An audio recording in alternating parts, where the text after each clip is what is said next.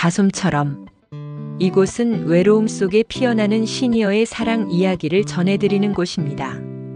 삶의 끝자락이 아닌 또 다른 시작점에서 만나는 따뜻한 연애. 오늘도 다정한 이야기. 톨스토이와 소피아의 사랑 이야기를 들려드릴게요. 1862년 여름 러시아. 하늘은 구름 한 점 없이 맑고 푸른 들판엔 양떼가 한가로이 풀을 뜯고 있었습니다. 야스나야 폴야나 저택의 정원에서 톨스토이는 산책을 하다 문득 발길을 멈춥니다. 그의 시선이 머문 곳엔 햇살에 반사된 책장 너머로 미소 짓는 한 소녀가 있었습니다. 그녀는 소피아 안드레예브나 베르스. 갓 18살이 된 의사의 딸이자 당시 러시아 귀족 사회에서도 총명한 아이로 손꼽히던 인물이었습니다. 흑갈색 머리칼을 고요히 따아 넘긴 그녀는 회색 눈동자에 깊은 강이 흐르듯 고요하고도 단단한 빛을 품고 있었습니다. 너무 어려, 그리고 너무 생기 넘쳐. 레프 톨스토이, 당시 34세 그는 이미 유명한 작가였지만 삶과 죽음, 인간과 신 사이에서 끝없는 회의에 빠져있던 철학자였습니다. 그런 그에게 소피아는 고요한 눈밭에 내려앉은 한 송이 꽃과도 같았죠. 따뜻하고 생기 넘치며 무엇보다도 그를 두려워하지 않는 눈빛이 매혹적이었습니다. 그녀는 톨스토이의 작품을 읽고 감탄보다 비판을 먼저 내놓는 유일한 독자였습니다. 그는 웃었습니다. 정말 대단하군요. 나를 무섭지 않아 하는 첫 여인이에요. 그 순간 이미 사랑은 시작된 것이었습니다. 여러분, 혹시 그런 사람 있으신가요? 나를 처음부터 작가나 의사가 아니라 그냥 나 자신으로 봐주는 사람. 소피아는 톨스토이에게 그런 존재였습니다. 시간은 흐르고 어느 늦여름 저녁, 야스나야 폴야나의 창가에 앉은 톨스토이는 떨리는 손으로 한 권의 일기장을 꺼냅니다.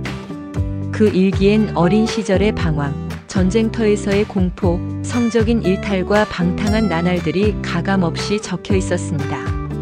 마지막 장에는 단 2줄이 남겨져 있었습니다. 내 이름은 L, N, T. 당신의 이름은 S, A, B.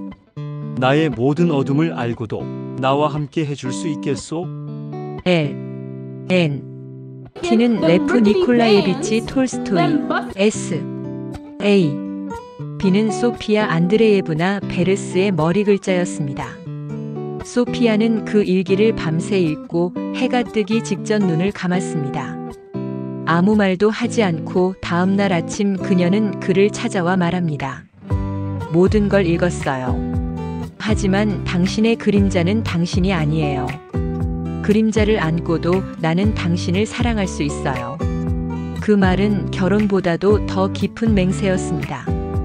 그들은 1862년 9월 23일 가을 하늘 아래에서 결혼식을 올렸습니다. 사제의 축복 속에서 톨스토이는 속삭였습니다. 오늘부터 나는 글이 아닌 삶을 쓰겠소. 결혼 초반의 톨스토이와 소피아는 마치 두 개의 행성이 서로를 중심으로 도는 것 같았습니다. 아침이면 두 사람은 정원 벤치에 나란히 앉아 차를 마시며 독서를 나누었고, 저녁이 되면 벽난로 앞에서 톨스토이는 글을 쓰고 소피아는 그것을 소리내어 읽었습니다. 소피아는 그저 아내가 아니었습니다. 그녀는 톨스토이의 창작 인생에 있어 가장 중요한 협업자였습니다. 전쟁과 평화, 안나 카레니나 이반 일리치의 죽음. 이 위대한 작품들이 탄생하기까지 소피아는 최소 수십 번 이상 원고를 손으로 필사하고 교정했습니다. 그녀는 단순한 필사자가 아니었습니다. 이 대사의 감정이 너무 평면적이에요. 안나의 고뇌는 이 한 문장으론 부족해요. 그녀의 조언은 거침없었고 톨스토이는 그의 귀를 기울였습니다. 소피아, 자넨 내 작품의 가장 날카로운 편집자요. 하지만 동시에 내가 가장 사랑하는 독자요. 밤이 깊어갈수록 촛불 아래 두 그림자는 포개졌고 방 안에는 종이 넘기는 소리와 잉크 마르는 향만이 감돌았습니다. 사랑은 함께 만드는 것입니다. 그가 글을 쓰고 그녀가 마음을 붙였던 그 순간처럼 당신 곁에 함께 무언가를 만들어갈 사람 있으신가요? 러시아의 겨울은 혹독했지만 야스나야 폴야나의 숲은 유난히 고요하고 아름다웠습니다. 어느 해 겨울, 하얀 눈이 발목까지 차오르던 날, 두 사람은 썰매를 끌고 숲속으로 들어갔습니다. 마른 숨을 헐떡였고 두 사람의 입김은 공기 속에 꽃잎처럼 퍼졌습니다. 세상이 다 얼어붙은 것 같군요. 톨스토이가 말했습니다. 소피아는 눈송이를 손바닥에 받아보며 웃었습니다. 그래서 우린 더 붙어 있어야 해요. 손을 놓으면 얼어 죽을지도 몰라요. 그 말에 톨스토이는 장갑 낀 손으로 조심스레 그녀의 손을 감쌌습니다. 그 순간 숲속엔 아무런 소리도 들리지 않았습니다. 그저 두 사람의 숨결만이 세상의 유일한 생명처럼 맴돌았습니다. 그날 밤 소피아는 일기에 이렇게 썼습니다. 그와 함께한 겨울숲은 나에게 가장 따뜻했던 계절이 되었다. 혹시 눈 내리는 날 누군가와 나란히 걸어본 적 있나요? 서로 말없이 손만 잡고 그 고요 속에서 마음이 채워지는 경험. 그건 아마 사랑이 가장 순수한 모습으로 나타나는 순간일 겁니다. 여기서 잠깐 이야기가 좋으셨다면 좋아요와 구독 그리고 알림 설정 잊지 마세요. 당신의 클릭 하나가 다음 사랑 이야기를 이어가는 힘이 됩니다. 다시 이야기로 돌아갈게요. 결혼한 지 15년쯤 되었을 무렵 톨스토이의 내면은 다시금 흔들리기 시작했습니다. 그는 점점 세상의 욕망에서 벗어나고 싶어 했습니다. 작가는 글을 쓰는 자가 아니라 진실을 살아내는 자여야 하오.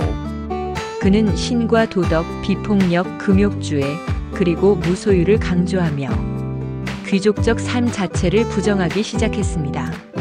심지어 전쟁과 평화의 인세와 저작권을 모두 농민들에게 넘기려 했고 소유한 땅을 나눠주려 했습니다. 소피아는 충격을 받았습니다. 그건 당신의 삶이 아니라 우리 아이들의 미래예요. 그녀는 톨스토이의 급진적 사상을 지지할 수 없었습니다. 그는 이상을 원했고 그녀는 현실을 지켜야 했습니다. 그들의 대화는 점점 논쟁은 침묵으로 변해갔습니다. 어느 밤 톨스토이는 부활의 저작권 포기 문서에 서명하려 했고 소피아는 그 문서를 빼앗아 벽난로에 던져버립니다. 그 순간 불길은 타오르고 두 사람은 아무 말 없이 서로를 바라봤습니다. 그녀는 눈물을 삼키며 말했습니다. 나는 당신의 사상이 무서운 게 아니라 당신이 당신 자신을 잃어가는 게 두려운 거예요. 톨스토이는 담담히 대답합니다. 그대는 내가 행복하길 바라지만 나는 평화를 원하오. 그날 밤 두 사람은 처음으로 하룻밤을 따로 잠들었습니다.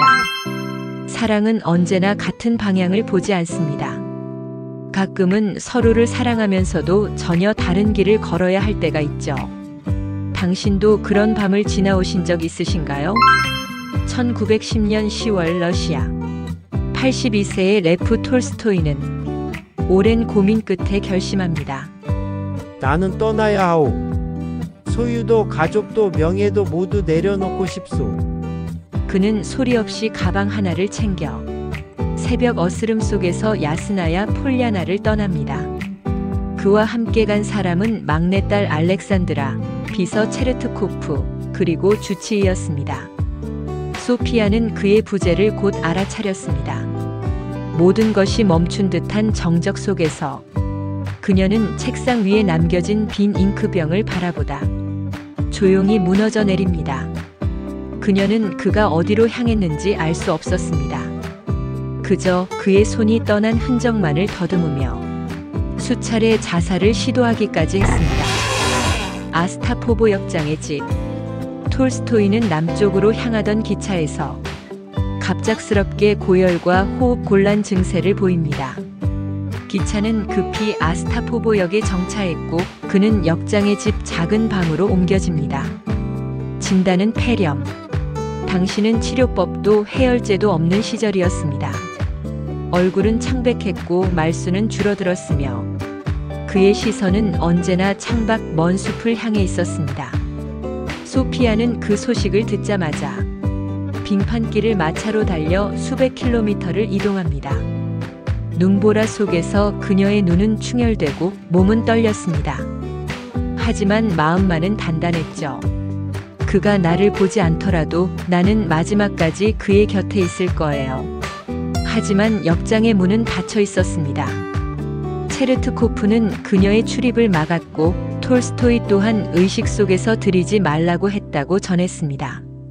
그녀는 문 앞에서 한기를 타고 나오는 그의 기침 소리만을 들으며 혼자 울었습니다. 1910년 11월 7일 새벽, 톨스토이는 끝내 숨을 거둡니다.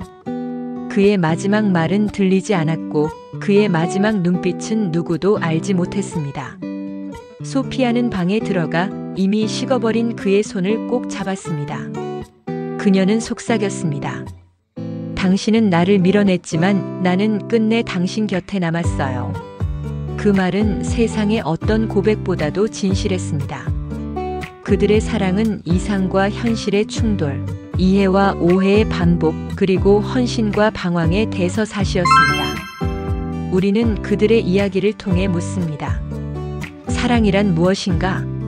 가장 가까운 사람과의 갈등은 피할 수 없는 운명일까? 자유로운 영혼과 현실적 삶은 공존할 수 있는가? 톨스토이는 자유와 구원을 원했고 소피아는 사랑과 책임을 지키려 했습니다. 둘 다 틀리지 않았습니다. 단지 방향이 달랐을 뿐. 사랑이 완전할 필요는 없습니다. 서로 다른 방향으로 걸어가도 그 길 위에 여전히 사랑이 남아있다면 그것은 여전히 함께한 삶입니다. 늦은 사랑도 위대할 수 있습니다. 같은 길을 걷지 않아도 서로를 존중하는 것이 진짜 사랑입니다. 한 사람을 완전히 이해하지 못해도 함께한 시간은 결코 헛되지 않습니다. 우리는 종종 묻습니다. 지금 이 나이에 사랑이 가능할까? 하지만요, 늦은 사랑도 충분히 위대할 수 있습니다. 시간이 지나고도 남는 건 마음의 깊이니까요. 그리고 또 같은 길을 걷지 않아도 괜찮습니다. 서로를 바라보는 마음만 있다면 함께 걷지 않아도 우리는 여전히 같이 있는 거예요. 또 하나 꼭 기억해 주세요. 한 사람을 온전히 이해하지 못해도 괜찮습니다. 완벽한 이해보다 함께한 시간이 더 중요하니까요. 그 시간이 진짜 사랑이었는지 아닌지는 당신의 마음이 가장 잘 알고 있을 겁니다. 당신께 묻습니다. 오늘 이야기 당신은 어떻게 들으셨나요? 혹시 잊고 있던 사랑의 온기를 다시 떠올리셨나요? 당신의 삶에도 아직 사랑이 피어날 공간이 있진 않으신가요? 다솜처럼 이곳은 언제나 당신의 마음에 한 줌의 따스함을 전해드리고 싶습니다. 우리 다음 이야기에서 또 만나요.